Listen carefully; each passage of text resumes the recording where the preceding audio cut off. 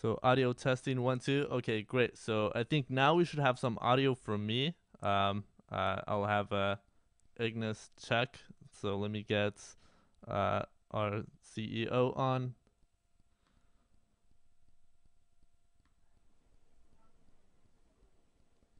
Test 1 2. So Jason, can you hear me now?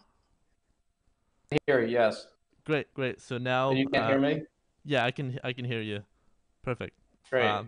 So now let's get Mike's picture on here. Let me shoot Mike a message.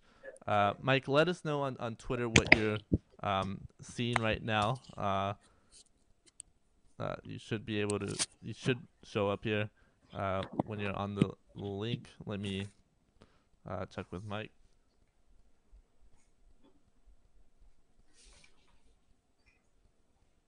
It's good?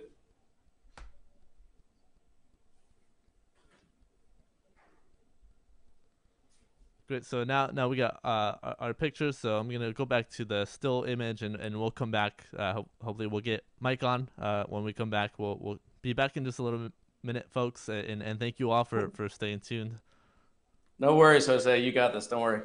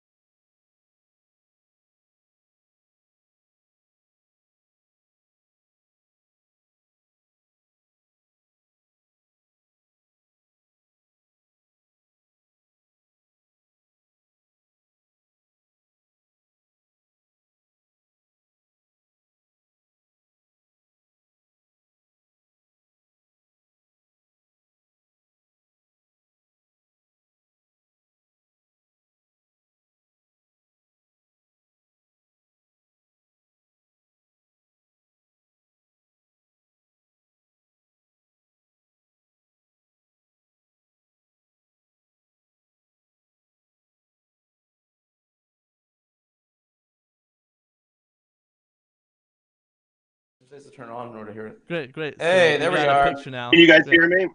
Yeah, we can hear you. Jason, can Yes. you hear Mike? Yeah, it looks like the perfect. Okay, great. Great. So everything might be a tad delayed here, so we'll work with it. So Ignis, let us know if audio in video is good on Periscope. But other than that, hello everyone. We should be good now as I see live audio and video. And thank you for joining us on OST Live. This is our first time going live on Twitter and Periscope because we have a special episode. This is Mike Dudas. He is the CEO of The Block, which is a crypto media platform that posts on a variety of different things and does research on what they post. And to your top left, you should see OST CEO Jason Goldberg. He's going to be doing today's interview. So without further ado, I'll let Jason. I'll let you introduce yourself, and I'll let you take away the interview. Well, thank you, Jose, and thanks for hosting OST Live. For those who don't know, Jose has done hundreds of hours of podcasts on all things blockchain, crypto over the last couple of years, and especially over the last few months working with us.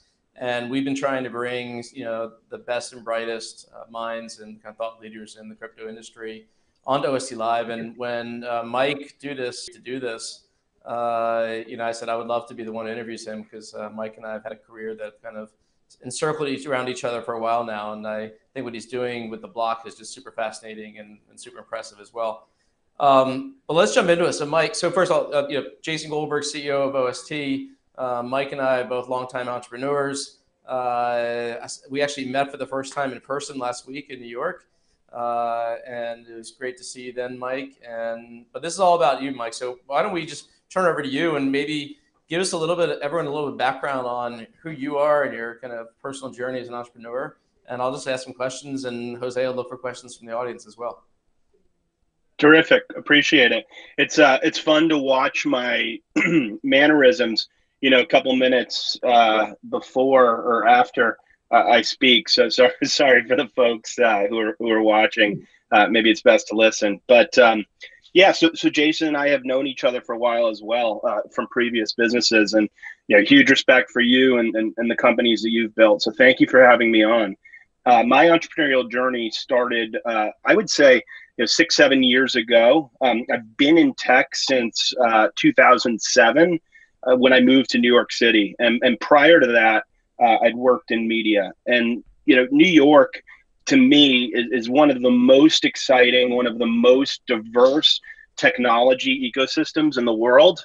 I think it's the center of the world. I mean, I grew up around here, but what attracted me to it is I'm really excited about the marriage of money and technology. And every company that I've worked for in an entrepreneurial capacity is a company or a project that ties to those two themes. So spent 3.5 years working at Google on what eventually became Google Pay. And it was entrepreneurial within a big company. Learned a lot there, and learned it's really hard to be an entrepreneur in a big company. So I moved to Braintree Venmo as they were scaling the business, and I saw some unbelievable entrepreneurs, Bill Reddy, who's now the COO of PayPal, Ikram and Cortina of Venmo, and kind of watched in a relatively small team grow into just an absolute leviathan. Venmo, if it were a standalone company today, would be worth, who knows, $5 to $10 billion most likely. Just an incredible build by them. And then, and Mike, I think we met. I think when you were at Braintree, I think.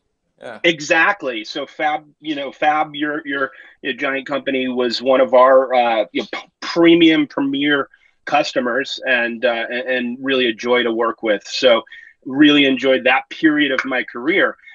Interestingly enough, that's when I came to know Bitcoin and crypto. So Coinbase came to Braintree at that time because we had customers like you. We had customers like Uber and Airbnb. And basically what they said to us is, people want to spend Bitcoin on these great services. And, it proved not to be true. And I think it's still not true. But that's part of what has attracted me to crypto. And I think in the long run, there's a real possibility that people will spend money, will spend their cryptocurrency. I think it's going to increase over the next 5 years, but we could talk about that later. So after Braintree Venmo sold to PayPal, started a company called Button here in New York. It's now more than 100 people doing really significant revenue. And I was the chief revenue officer, spent 4 years there.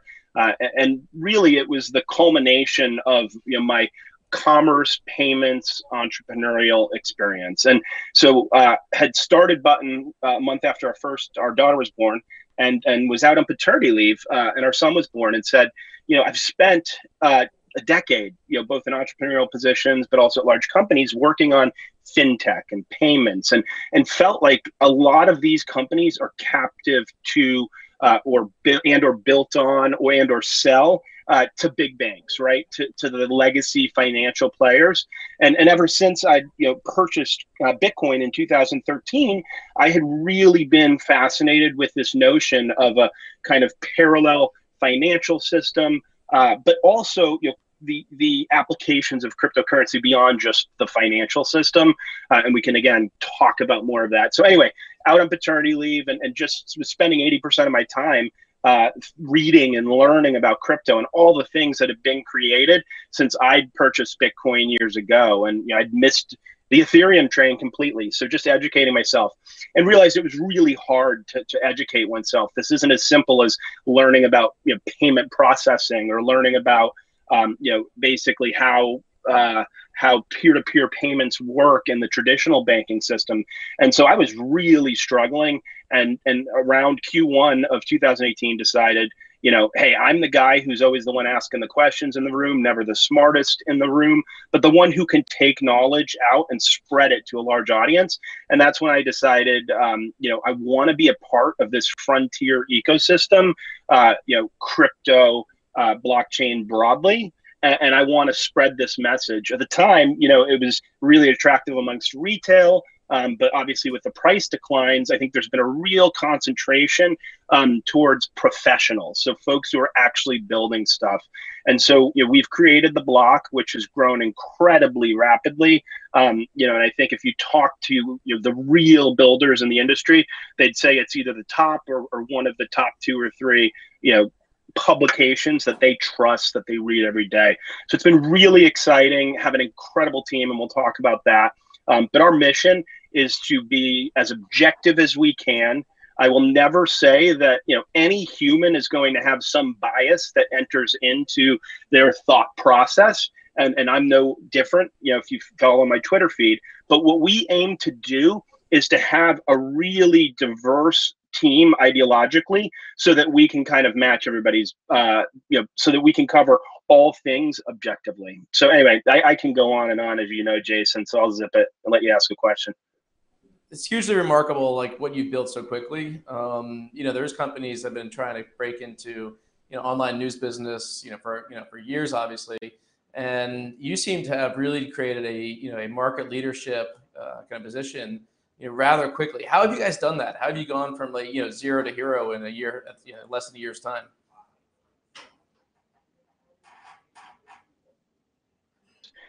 You're zero to kind of hero to some people and zero to some people, right? So one thing is you have to have a perspective.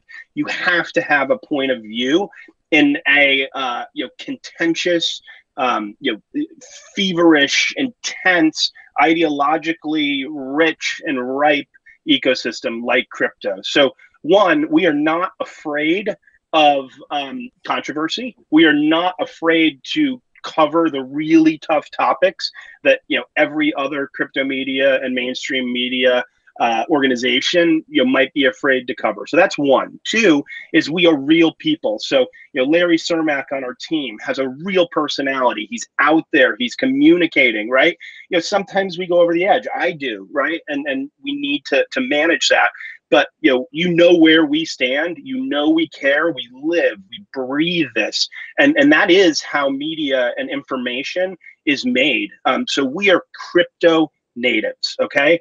And frankly, the future, I believe, of information, especially in high value niches that are global. Ben Thompson wrote about this recently. It requires experts. It requires passionate people who care. And you can just tell, right? Like I want to jump through I can tell computer. You, I'm really so excited. what you're doing.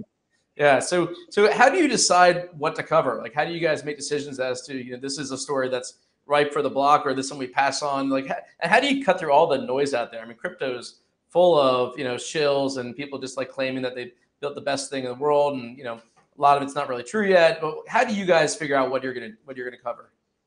It's hard. So, we have an editorial call every morning. We use Slack liberally, and we have a couple different channels. One is called Tips. One is called Pitches.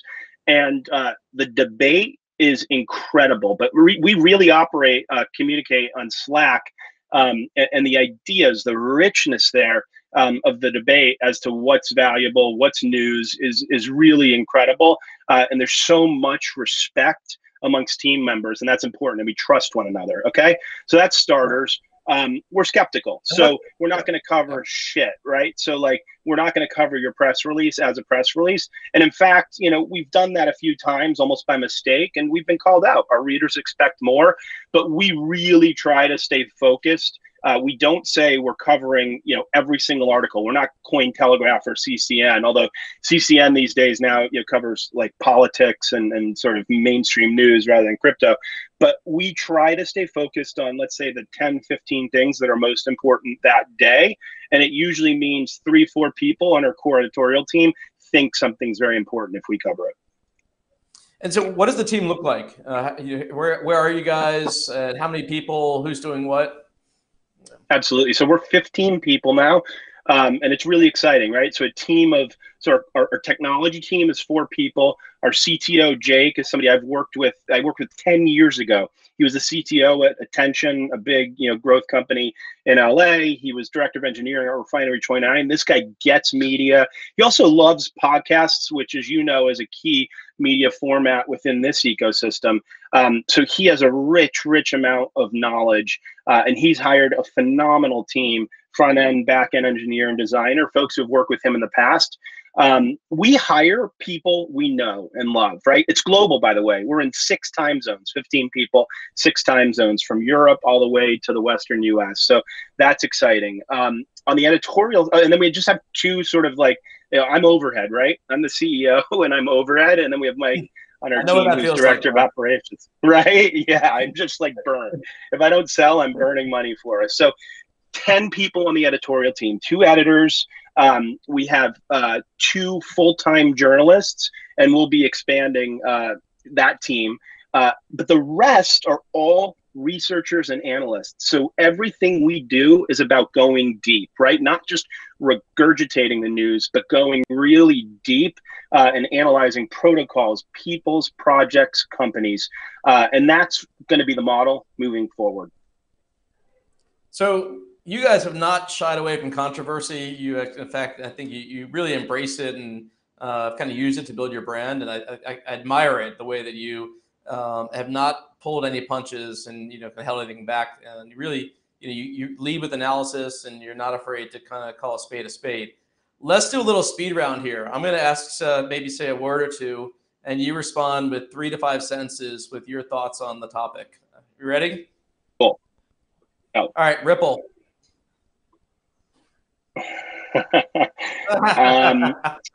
Artificially, yeah, it's obscenely overvalued, decent fintech company. Tron. Scam. EOS. Interesting, but numbers are overinflated and easy to game. Shitcoins in general. Need to go. CoinDesk. Dinosaur. Coinbase. Investor in the block, one, and introduced me to the industry, so I will always feel some love for them. But to get to your ultimate question, certainly controversial within the industry. Quadriga. Ongoing mystery, still not solved. Shit show. What do you think about Jack's recent flirtations with crypto? They're genuine. Jack means it. He is a Bitcoiner. The Cash App team, I think, has really persuaded him deeply. And I think it's, I admire and respect somebody who's so public about a position that won't please everyone. Binance. Giant, but regulatory arbitrage. How important is Twitter to the block? Twitter is literally the beating heart of our public persona. I say we're a Twitter built company. I mean, I recruited and a number of our leaders recruited people via Twitter. John Biggs, who was a 12-year TechCrunch veteran, had founded Crunch Gear. He said no to me last summer when I tried to hire him as editor-in-chief. But he watched as we grew, and he saw what we were doing and that we were doing media differently. And so, after 6 months of haranguing him, he joined as our editor-in-chief, and he said he's never felt so alive. He just worries for me. He says, look, I worked really closely with Michael Arrington. Don't burn yourself out, brother. Yeah. Mike definitely went through it. And I only wish the same for you, that you got to figure out your personal health and sanity as you do this. Exactly. And I've said it. Look, I'm almost 40. I'm trying to get fit by 40. As I look at this Periscope, I can see the old double chin, and I'm like, hey, we got to get this fixed. And, it's hard. You do an incredible job. I'm always impressed, that you're able to stay mentally and physically fit while creating so many interesting companies. Well, I think we both know it's hard, and these jobs consume you. And I'd say this interview is about you, but one of the things that I've learned, your mental and physical healthness, wellness is the key to actually being performant. And your employees, they rely on you being your best, right? We're overhead, as you said, right? So what have you now that you've been in the news business for almost a year in this, crazy space, what have you learned the most? What do you think the biggest takeaways that you have from trying to build a crypto news business? And also at the same, what would you do differently if you were starting from scratch today? Good question. So I think from day one, I should have realized that, the money in the space in financial media is with professionals. And, from day one, we would have focused on that. That would have been my to our seed investors. We quickly realized that, but I'd say we lost a couple months or a month maybe. Just we were going to do kind of like a co-working space with WeWork and try and create a retail community. But the money is with the professionals right now. So that's number one. Number two is early on, I do own only Bitcoin. I'm 100% allocated to Bitcoin, and I consider my ownership in the block exposure to the rest of the market. But I kind of aligned a little bit with Bitcoiners and maximalists, and I have tremendous respect for those folks and their conviction and their thinking. But you really can't be a critical, important crypto media and information leader if you're too closely aligned with any one community. They're all important. Many of these communities are important. They're valuable.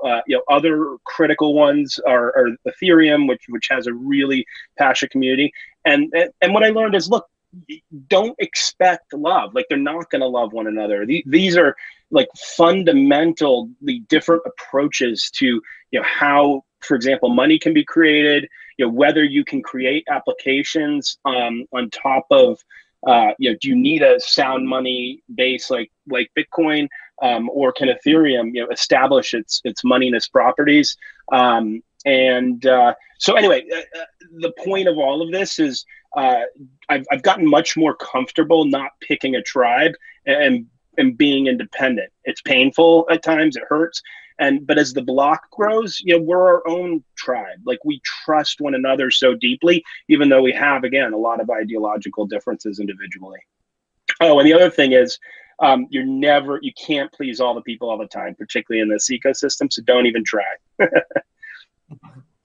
So, we talked about some projects before. Where do you think we are in this cycle? Like, how early is it relative to actually seeing some real usage and some real results? And what projects out there are you excited about? You don't have to say anything by name, but more just kind of general kind of, where do you see this going, and what are you excited for developing over the next couple of years? Yep. So I think we're going to have to create, I believe, new services and almost like a new economy to actually get spending happening, right? To sort of realize the original Bitcoin vision of peer-to-peer payments. and I know that there, I know Satoshi, there was more to it than that, obviously. Like, he knew money has more than one property and the store of value is necessary. But I think we're at a point where, Lightning is scaling. Ethereum is I think trying to figure out how to scale, but seems to be coalescing around some good principles to do that. But ultimately, I think we need to just so we need consumer use cases. I really believe that, and we need business use cases. And the business use case, so consumer use cases, like, I actually pray that Backed, can get folks to dabble, with cryptocurrency at Starbucks and pay, even if it's immediately converted to fiat. I really hope Robinhood, can get folks to trade crypto. To buy crypto, not trade it. I really hope that Cash App can get people to feel like Bitcoin is just a normal asset, like normal currency similar to cash in their wallet. So I think we really need to persuade that younger generation. I think it's going to happen through things like NFTs, so scarce goods, digital cards. I think a lot of this is going to come out of Asia, where folks are much more accepting of digital goods and digital economies. I hope that big centralized companies like Fortnite don't control sort of proprietary tokens that, like, I call them Chuck E. Cheese tokens, but opt to do some interesting things on public blockchains. So we just need those use cases. Then on the enterprise side, I really want to see delivery of press releases, delivery versus press releases, right? Ripple's the king of press releases, followed by like literally zero, virtually negligible, no usage of XRP in the actual flows that they've been touting. We need to get away from that. We need to get to like real credible usage of these products. And I like consumer adoption tech, things like Lolly. I mean, you and I both know the affiliate space well, know Alex Edelman. That's a product that like is fun. I enjoy it, right? It takes an existing model, sort of cash back from a retailer for spending, and it gives you Bitcoin instead of cash, and it's fun. Like, so much of this, we need better marketing to get these things. You and I both, having introduced many new products, we need better marketing about the use case, not about the hardness of the money, right? So like the people who are the core need to accept that there's going to be people like me, like you, who are out there talking about things that might be a little outside of their hardcore principles, but that we're all good for the ecosystem and all playing our part. If you had to bet your Bitcoin today, what do you think will happen first in terms of the first, million usage, a blockchain? Will it be an existing application that already has lots of users that rolls out, some crypto features, or it will be an entirely new dApp built from scratch that surprises everybody? Which horse are you betting on? Yeah, I think it's going to be the latter. If we're talking about a true public blockchain, I just don't see Facebook launching for example, something on a. If we're talking about public blockchains, right? If we're talking about a distributed ledger, Facebook could do whatever they want, and I hope it involves something public, but I'm skeptical. Mm-hmm. You're very much in the industry, part of this discourse and discussion. There's all sorts of problems that that poses in terms of there's a lot of spam and harassment in the crypto Twitter.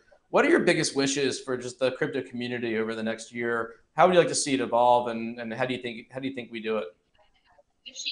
So I'd like to see it evolve to a little bit more respect for people who have differing views than one another. It has to happen, right?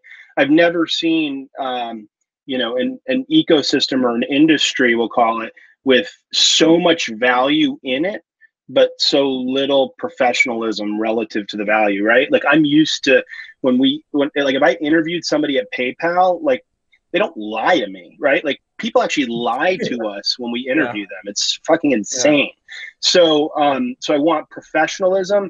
I want respect for the media and journalism, but also other projects. But by the way, I am guilty myself of being drawn in to the behavior that has become, I think, the norm in the crypto ecosystem. So I need to change my behavior as well, right? So I'm going to do my best to do my part to lead folks, from the media side, to cut it out with the gratuitous trolling, call out bad projects when necessary, when done the work, call out people if they're doing bad things, publicly, but be respectful of the people who are operating with good intent. And what I would ask of the people in this ecosystem and industry is to act like professionals. So, if for example, so again, respect one another, even if they're not in your tribe, but when you're dealing and sharing information, like cut it out with the crazy promises that are frankly lies. Like this isn't 2015. We're in a really, really exciting period now for Bitcoin and the cryptocurrency ecosystem at large, with real use cases being built, scaling happening, a number of professionals entering in the industry. Let's behave like it. Yeah. So from my seat in all this, sorry, there's a little delay there. From my seat in all this, I think there's about 50 projects in the top couple thousand that are actually building something interesting right now. I think we're thankfully, hopefully one of them. What would your recommendation be, Mike, for projects that are building something worthwhile, how to stand out in the industry? Yeah. So, you and I met last week, and long overdue, and I'm not going to obviously share anything confidential, but the use cases you talked about actually could change my answer to an earlier question that I had. But what I think is critical is can you actually ask the question one more time? Please ask that question one more time. I have the answer. I mean, it's like, from my view, there's like 50 of the top 2,000 projects that are actually building something interesting. And so, if you were advising those guys, guys like me who think we're onto something, actually building real results, what would your advice be to kind of say, how do you stand out from the crowd and kind of, and improve it?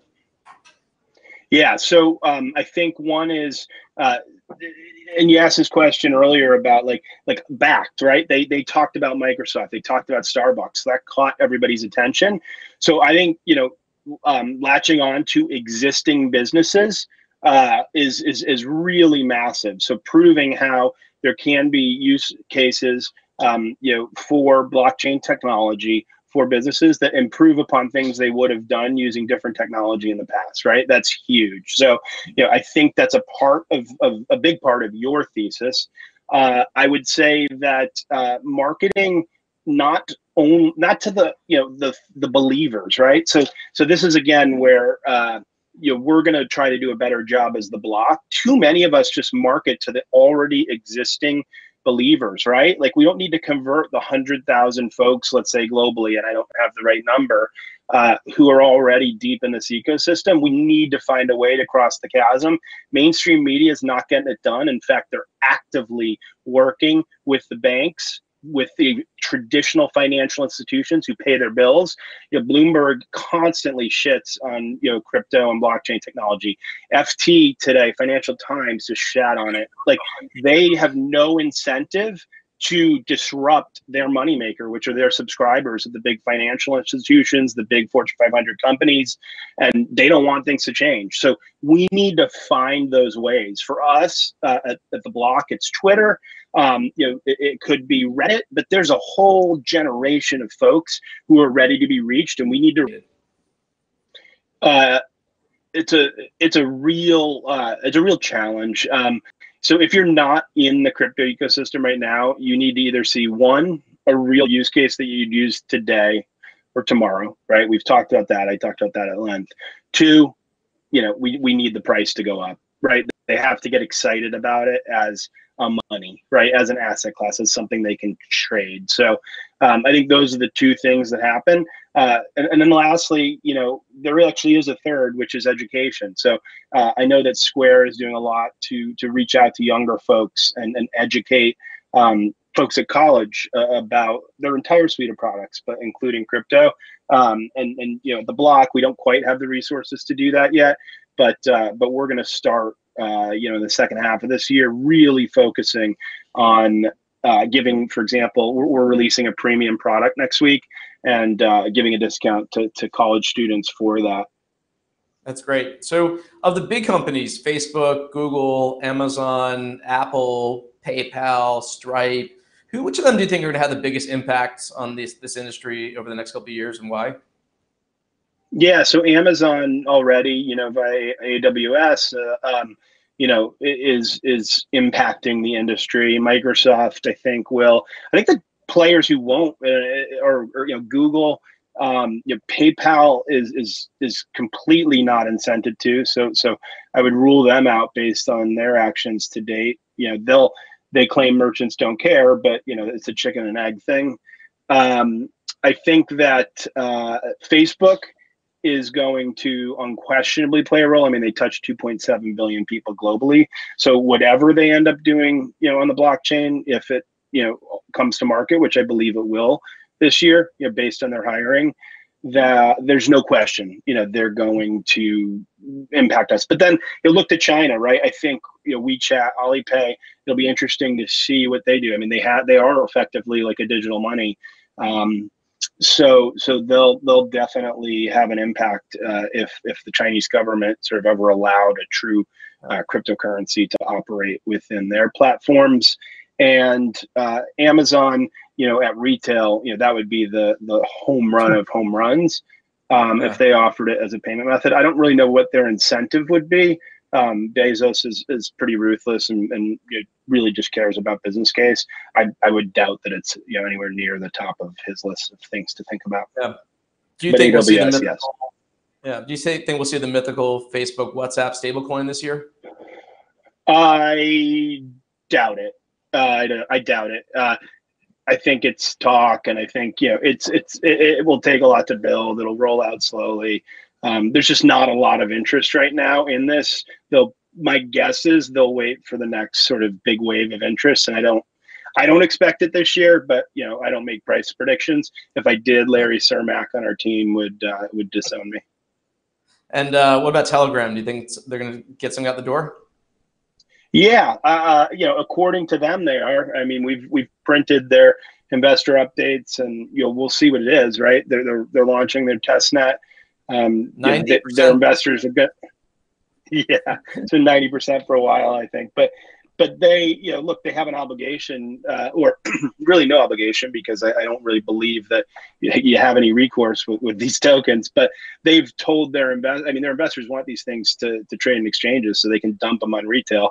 I mean, that's the model. So, I mean, they've got to get. I think they are one of the projects that are very clear about it being an investment, which will be interesting to see what actually happens there. Yeah, I can only imagine. But I don't think the SEC necessarily has jurisdiction. It'll be interesting to see which investors from obviously, they do have jurisdiction if they were U.S. investors in the private sale.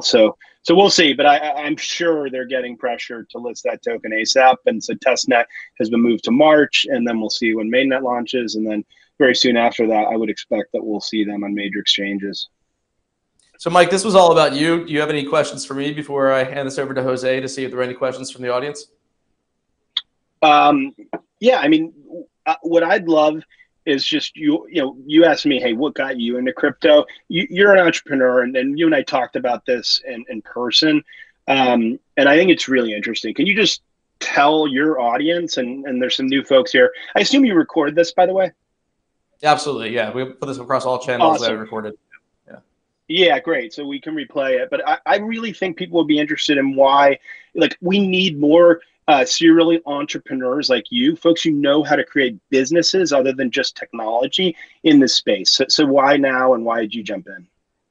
Yeah, I mean, look, we are unabashedly product people who look at blockchain with the business model, not just blockchain as a utopia, kind of anarchism system. And I'm a lifelong product manager since late 90s at AOL and 2000s building companies, and this is my 7th startup company. And we started this company to productize blockchain crypto for mass market mainstream companies. And a lot of folks call us the Stripe of blockchain. We're trying to make it as easy as Stripe for large companies to test, integrate, and deploy blockchain tokens in a way that is risk-free and all value add to them. Not an easy task, and a couple of years of development. A lot of folks for a long time don't understand what we do because we're not out shilling and we're not out, kind of saying that we're going to do millions of TPS. We're just focused on, there's companies out there that look at a blockchain can help give their end users increased value, more openness, more transparency, more interoperability, and we're going to provide the tools to help make that happen. And we kind of take the mentality of, we're going to prove it, not just talk about it. And that's probably, the last 30 seconds is all talk. We want to show some actual results. I'm excited to see it. So Jose, let's end it. Jose, any questions from the people listening in on while we're going through this? Yeah, so first of all, thank you for all of you that are watching this live. We did have one question earlier by Alex on Periscope asking in regards to what you cover on the block. Are there any plans to cover more MAPIs or mainstream applications? dApps seem to get covered by press a lot, but have very little usage. So what's your input on that? Great question. And yes, and we've actually realized that we have a gap in our coverage. Small team, but growing fast. So we will be covering a number of real world use cases, what you would maybe call, and they're mainly enterprise blockchain use cases, but Isabel Woodford on our team, who's a fantastic reporter, is going to be doing a series on those real world use cases. In addition, I think dApps, to your point, are they don't scale the today, and they're not getting much usage. That story sort of played out. So we're going to focus on things that are live in production at scale much more. I mean, Mike, do you agree that like the dApps, it's not newsworthy or even user-worthy just because you create a dApp. You actually got to solve a real customer user need, and I think that's what's really missing. Amen. Yeah. And that's what, I like companies like, and I mentioned Lolly already, which is adoption tech.